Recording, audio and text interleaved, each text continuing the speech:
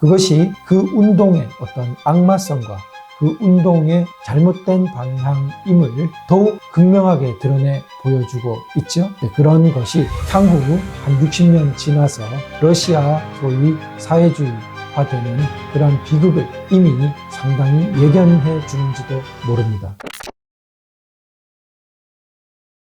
네, 여러분 안녕하십니까? 자유교양 청년 워크숍 제8회 부분입니다. 이제 크게 세 번째 파트인데요. 첫 번째로 문명과 자유의 파트에서 도스토옙스키의 소설을 살펴보겠습니다. 도스토옙스키는 러시아의 잘 알려진 대문호이죠. 톨스토이와 더불어서 쌍벽을 이루는 톨스토이, 도스토옙스키.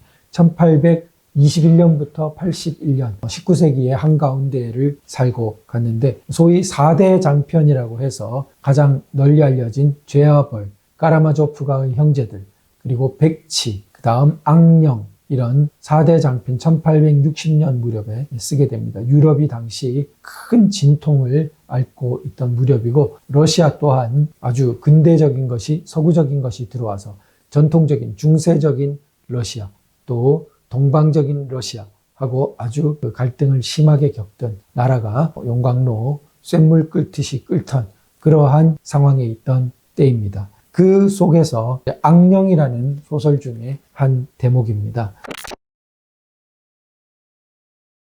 악령이라는 소설은 실제로 있었던 사건을 바탕으로 한 소설인데요. 어떤 실화가 있었냐면은 혁명운동을 한다는 당시 이제 러시아에 여러 가지 종류의 혁명운동이 들끓었는데 혁명운동을 한다는 사람들이 자기 동지한 사람을 저수지에다 공동으로 빠뜨려서 죽입니다. 그리고 자기들이 일종의 비밀 결사체가 되는 것입니다. 자기들의 그 결속력은 어쩌면 더 세지겠죠. 살인을 같이 한 사람들로서. 그것이 그 운동의 어떤 악마성과 그 운동의 잘못된 방향임을 더욱 극명하게 드러내 보여주고 있죠. 그런 것이 향후 한 60년 지나서 러시아 소위 사회주의화되는 그러한 비극을 이미 상당히 예견해 주는지도 모릅니다. 그들이 가졌던 여러 가지 끔찍한 일을 태연히 저질러 버리는 그러한 모습을 이념의 인간으로, 그것을 소위 보통 그냥 상식의 인간이면 못하는 일인데 여러 가지 그 강제 수용소와 같은 일들이 벌써 벌어졌고 대규모 학살과 같은 일들이 벌써 벌어졌죠. 자, 그런 인간이 그러면 자유를 추구하는 인간이라고 보면은 왜 이런 일들이 벌어지느냐? 한편으로는 인간이 자유를 상실하는 그러한 유혹도 갖고 있는 그 부분을 이 소설은 이렇게 보여줍니다. 이것은 인류의 영원한 꿈이며 위대한 미혹이다. 황금시대. 이것이야말로 이 지상에 존재한 온갖 공상 속에서 가장 황당무계한 것이지만 인류는 그 때문에 평생 온 정력을 다해왔고 또 그 때문에 온갖 희생을 바쳤다. 그 때문에 예언자도 십자가 위에서 숨을 거두었고 살해되었다. 모든 민족은 이것이 없으면 살 보람을 느끼지 못했을 뿐더러 죽을 보람도 생기지 않는성 싶다. 이것이 없으면 살 수 없을 뿐만 아니라 죽을 수도 없다고까지 절규한 황금시대, 바로 유토피아죠. 그러니까 이런 유토피아적인 이상에 몸이 달아서 인간은 스스로 자유를 상실하는 길, 그것이 바로 공산주의 유토피아를 쫓는 모습과 비슷하죠. 자유를 상실하는 길로도 걸어가 버린다는 그런 인간의 모습을 간파하고 있습니다. 이 주인공은 실제로 소녀를 성적으로 유린함으로써 자살에 이르게 하는 범죄를 저지르고 자기 나름의 방황 끝에 이런 이상한 환상을 보게 되고 마음이 편안해졌다고 합니다. 그게 제가 어릴 때 이 소설을 읽을 때는 충분히 이해되지 않았는데 나중에 보니까 이 공산주의 운동으로 연결되는 것과 너무 내적으로 영혼의 상태를 잘 묘사하고 있다고 생각됩니다. 이런 환상을 보고 마음이 편해지는 거예요. 편안해지는. 자기의 끔찍한 범죄에 가까운 그 양심의 가책 같은 게 없어지는 거예요. 뭐로? 이 유토피아적인 환상으로. 그리고 그것이 다른 사람들에게 이게 바이러스처럼 전파되는 겁니다. 그리고는 그 중에 어떤 약한 사람은 저수지에 빠뜨려지는, 살해되는 그러한 사건으로까지 연결되는 겁니다. 그래서 그런 아주 천재적인 예술가의 직관과 통찰로 이미 러시아의 미래를 예견했다고도 볼 수 있겠죠. 그래서 도스토옙스키의 책은 한편으로는 굉장히 그 사회에 저항하는 요소들을 담고 있는 것 같지만 한편으로는 사회주의 체제에서, 공산주의 체제에서 다 금서가 되었습니다. 그래서 자유체제가 이런 위대한 문학을 낳았죠. 그러한 모습을 또 하나 게오르기우의 25시로 널리 알려진 루마니아 태생의 1, 2차 대전을 겪으면서 묘사한 부분을 살펴보겠습니다. 자, 오늘날 이 지구상에서 전개되는 모든 사건들, 그리고 앞으로 몇 년 동안에 전개되는 모든 사건들은 이와 같은 기계 노예 혁명의 여러 국면을 보여줄 것으로 예측되네. 이렇게 이제 작중 인물이 말하고 있는데요. 결국 1, 2차 대전과 같은 인류사의 대비극 참화는 기계노예 혁명이라는 이 사람의 통찰이 이루어집니다.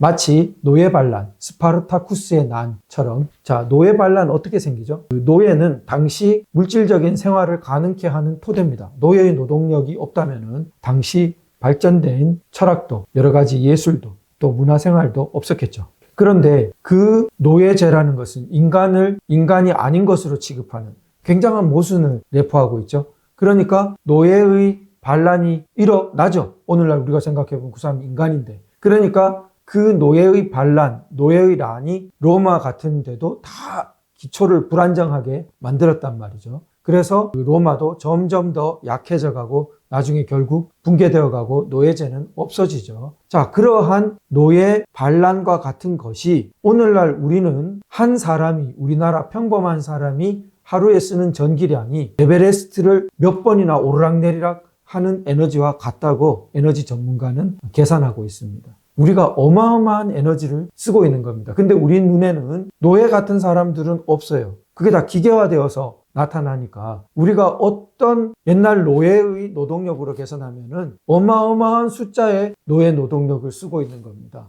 그러면 그거는 뭐를 내포하고 있죠? 폭탄을 내포하고 있는 것이죠. 자, 그 사회의 불안정이 지금은 인간 노예가 아니라 기계 노예. 기계가 전기가 불이 탁 켜지고 그리고 끓는 물 탁 대령하고 음식도 편리하게 탁 조리되고 빨래도 다 되고 이런 것들이 마치 기계의 힘으로 이루어지는 것 같지만 거기에는 옛날의 노예 반란이 체제를 불안정하게 한 것처럼 이 기계 노예 반란과 비슷한 그 요소가 있을 거라는 겁니다. 그게 바로 1, 2차 대전의 토대에 놓여 있다고 이 사람은 간파한 것이죠. 저는 이렇게 이해합니다. 그러니까 우리의 소위 좌파 용어로 생산력의 발전, 물질 문명의 발전이죠.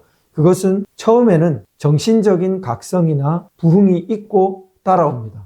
정신적인 부흥이나 각성 없이 물질 문명이나 생산력이 발전하지 않습니다. 어느 나라를 봐도 알 수 있습니다. 그런데 이게 발전을 하면은 뭐가 타락합니까? 정신 문화나 정신적인 부분이 타락합니다. 물질의 풍요 속에서 타락하면 이제 위기가 오기 시작합니다. 다시 노예로 떨어질 날이 가까워 오고 있는 것입니다. 즉 물질 문명을 떠받치는 이게 발전할수록 사실 우리가 그것을 고도의 정신력으로 고도의 제도로 떠받쳐주지 않으면은 이건 펑 터질 날이 점점 시한폭탄처럼 다가오는 것이죠. 오늘날 보십시오. 핵폭탄과 같은 것을 우리가 지금 지구 다 날려버릴 것을 우리가 간신히 막으면서 살고 있지 않습니까? 이거를 못 막게 되면 어쩌죠? 대재앙이 오는 거죠. 마찬가지입니다. 그래서 이런 부분들을 우리 게오르기 작가는 간파했던 것이고 바로 이런 통찰을 가능하게 하는 것이 자유문명이고 자유문명은 이런 자정 능력을 가지고 있죠. 자유문명이 가진 약점이나 결함도 여러 가지 문명의 모습 속에서 표출되고 또 복잡한 복합적인 상호작용 속에서 정제되어 가고 또 서로 견제되고 이런 모습이 자유문명의 모습이고 그런 것들이 많이 표출된 것이 이제 문학이라든지 문화라든지 여러 풍부한 것들 속에서 함께 이루어져 가는 자유문명의 풍부함. 그러니까 자유문명은 정치가 굉장히 요체를 이루지만 정치만으로 구성되지 않고 여러 가지 두터운 이런 것들 속에서 함께 구성되는데 만일 여러 가지 교육도 썼고 문화도 썼고 이 자유문명을 떠받쳐 갈 것들이 다 붕괴되기 시작하면은 그러면은 정치 체제가 유지될 수가 없겠죠. 마침내 자유문명, 자유정치 체제도 종말을 고하게 되겠죠. 우리가 이런 시야를 좀 더 폭넓게 가지고 자유민주 정치 체제, 자유문명 모습을 보는 것이 필요하다. 앞으로 더욱 그 방향에 있어 발전이 있어야 하겠다. 그런 부분에서 자유문명을 무너뜨리고 자유민주 정치체제와 다른 방향에 선 사람들이 오히려 문학, 문화 그리고 여러 문명적 요소들에 진출했지만 우리들은 그런 노력을 좀 소홀히 하지 않았나. 자유문명을 수호하고자 하는 분들이 그런 부분에 있어서 좀 일대의 심기일전이 필요하다. 그런 생각을 해봅니다. 다음 시간에는 우리가 춘추좌시전과 루이스 몬포드의 교재를 가지고 전쟁의 모습에 대해서 한번 살펴보도록 하겠습니다. 감사합니다.